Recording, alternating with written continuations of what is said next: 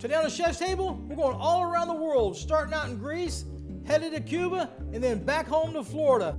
We're starting out with a grapefruit and champagne mojito. Then we're going to move right into some braised greens, Greek style, with some tzatziki and grilled pork chops.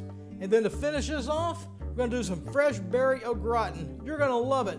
All that coming up right now on the Chef's Table.